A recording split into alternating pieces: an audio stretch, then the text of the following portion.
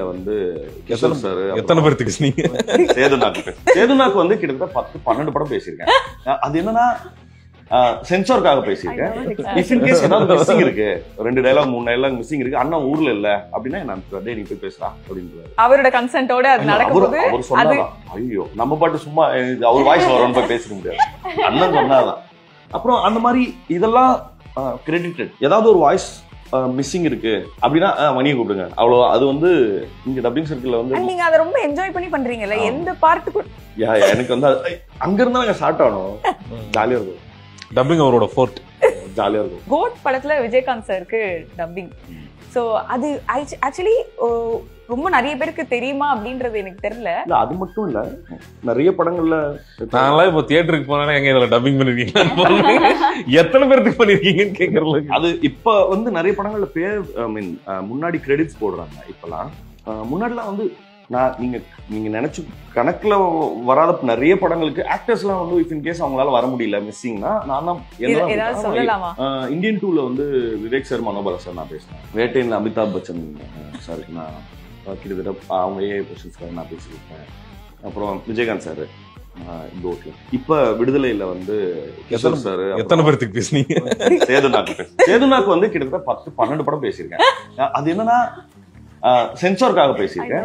If in case ஏதாவது missing இருக்கு, 2 dialogue 3 dialogue missing இருக்கு, அண்ணா ஊர்ல இல்ல அப்படின்னா நான் நீ போய் பேசலாம் அப்படின்னு அவரோட கன்சென்ட்டோட அது நடக்கும்போது அவர் சொன்னாதான் ஐயோ நம்ம பாட்டு சும்மா அவர் வாய்ஸ் வரணும்னு போய் பேசிக்க முடியாது, அண்ணன் சொன்னாதான். அப்புறம் அந்த மாதிரி இதெல்லாம் கிரெடிட்டட். ஏதாவது ஒரு வாய்ஸ் மிஸ்ஸிங் இருக்கு அப்படின்னா மணியை கூப்பிடுங்க, அவ்வளோ. அது வந்து இங்க டப்பிங் சர்க்கிள்ல வந்து நீங்க அதை ரொம்ப என்ஜாய் பண்ணி பண்றீங்கல்ல, எந்த பார்ட்டுக்கு எனக்கு வந்து அங்க இருந்தா நாங்க ஸ்டார்ட் ஆனோம், ஜாலியா இருக்கும். டப்பிங் அவரோட ஃபோர்ட், ஜாலியா இருக்கும். ஏதோ ஒரு இந்த ஒரு பிட் மட்டும் சூப்பரா இருந்தது. ஒரு லடாக்ல ஏதோ பைக் ஓட்டிட்டு இருந்தாரு நினைக்கிறேன். யாரோ ஒருத்தர் வந்து பின்னாடி சார் சார் சார் நான் உங்களை பயங்கரமா 2 நாளா தேடிட்டு இருந்தேன் சார். தேடிட்டு இருந்தீங்களா, நான் என்ன கொலைகாரனா இல்ல கொலைக்காரனா அப்படின்னு சொல்லியிருந்தாரு. அது வந்து ரொம்ப செம்ம கியூட்டா இருந்தது. அஜித் சார் தான் உங்களுடைய இன்ஸ்பிரேஷன் அப்படின்னு சொல்லிட்டு ஒன் ஆஃப் தி இன்ஸ்பிரேஷன் நிறைய பேர் இருக்காங்க. அஜித் சாரும் சரி, விஜய் சாரும் சரி.